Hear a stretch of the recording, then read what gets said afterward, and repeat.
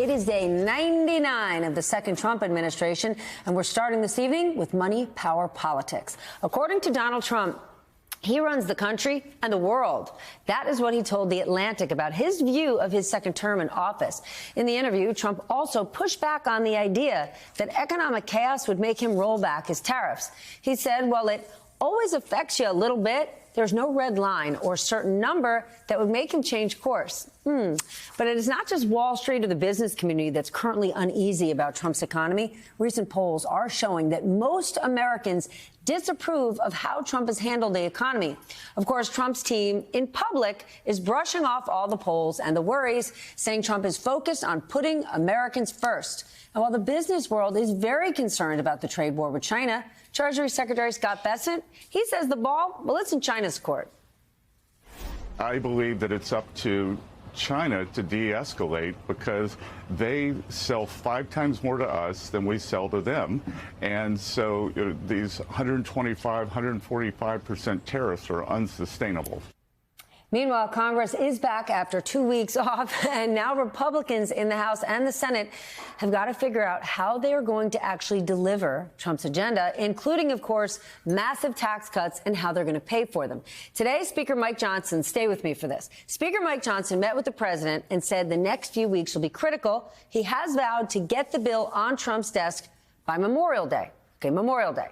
But the Senate leader said it could take a little bit longer than that. And then Secretary Bessent, who also met with congressional leaders today, set a new goal to pass the bill by the 4th of July. But put all of those timelines aside, I have called source after source after source, and none of this makes sense, at least not to me. The administration has pitched the use of tariffs in several different ways, but the scenarios don't support one argument. They actually cancel one another out. Secretary Bessent has argued that tariffs will pay for the tax cuts and pay down our massive debt. Those are his top 2 priorities. But at the same time, he is the chief tariff negotiator and has argued some of the tariffs imposed are untenable and is actively working on a number of deals. So my question, if we get the trade deals done and we drop the tariffs, how are we going to pay for the tax cuts and pay down our debt? Luckily, I have really smart guests here tonight. Maybe they can answer it.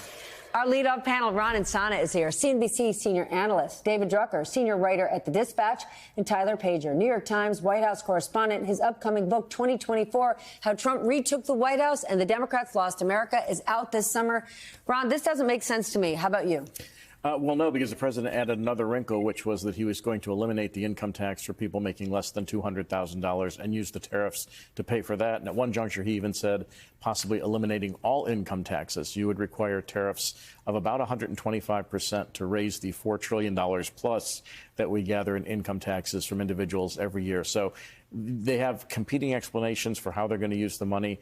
The math ain't mathing, as they like to say these days, and there's just no explanation, no cogent explanation as to how they're going to accomplish all these things, particularly when you're talking about these tax cuts, which are not just an extension of the current cuts that were passed in 2017, but also additional cuts that could add anywhere from $5 to $11 trillion to the national debt over the next 10 years. David, Donald Trump has very, very loyal supporters, and he is a very, very good salesman. But the numbers don't lie. Can he continue to say things like this? We're going to cut taxes for everybody making under 200 grand when the numbers aren't adding up and it's impacting people at every level economically? Yeah, I think there are a couple of different issues there. Remember, the president has campaigned on, and what's going to be in this reconciliation bill, at least we think, is an elimination of taxes on tips, an elimination of taxes on overtime, and an elimination of taxes on Social Security income, as well as a new tax deduction for financed automobiles as long as they're American-made. So there's a lot that congressional Republicans have to try and slip in here, and they have to try and figure out how to make the numbers work, because in reconciliation, things have to balance out. That's how you're able to do it this way and avoid the filibuster. I think for the president's loyal base, they're going to give all of this time to shake out, and they have a lot of faith in Trump from their point of view as a businessman who knows how to deliver. And there's a deep distrust in government and institutions. And so when eggheads like us argue about math, they just say, you were the guys that have been arguing about math for years, and you got us into the Great Recession, and you mishandled the pandemic, and we're just pretty much done listening to you for the time being. Now, if the economy were to sink to particular levels, that base gets whittled away a little bit, and you start to lose not only massive amounts of independent voters, but you're going to lose some percentage of Republicans, and then the president and his party are in trouble. But I just think it's too soon to say that we're going to get there, because we're not there yet. But we are hearing the warnings, right? Karl Rove goes on Fox News and says Donald Trump is in very bad shape on the economy. And yes, Karl Rove isn't inside the White House, but he is certainly a Republican this White House listens to. Tyler, what are they saying behind the scenes? Yeah, I think there is real concern. I mean, this is the difference between campaigning and governing. One of the biggest talking points for Donald Trump as a candidate for president was railing against Joe Biden and the Biden administration when Kamala Harris took over the ticket, their stewardship of the economy. And the Biden administration struggled mightily to explain why prices were rising. And even as they tried to blame Putin or blame the pandemic, Americans ultimately felt the price hike at home, and that contributed to the unpopularity of the Biden administration. So Trump was successful in making the economy a centerpiece of his campaign, but they know that voters, when they head to the polls for the midterms, will be voting largely based on how they're feeling economically. And regardless of the messaging, and obviously Trump has leaned into this messaging argument about tariffs and is convincing his base, but ultimately they need to win over independents. Midterms are always hard for incumbent presidents. And so this is something that Republicans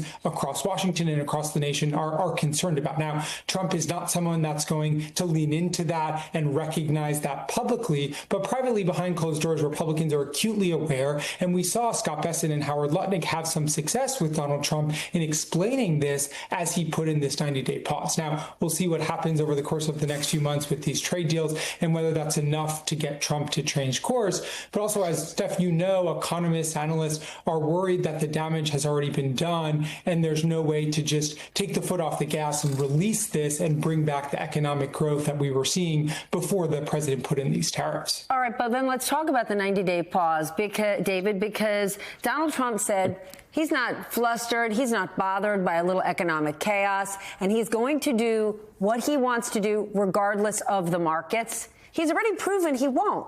Right? The markets, stock market tanked, bond market tanked, and Trump blinked and said, we're going to pause, we're going to lower the tariffs. So, I mean, Tyler just referenced Scott Bessent and Howard Lutnick coming to him. So the president could say he's unbothered, but he has shown us in the last 2 weeks he is.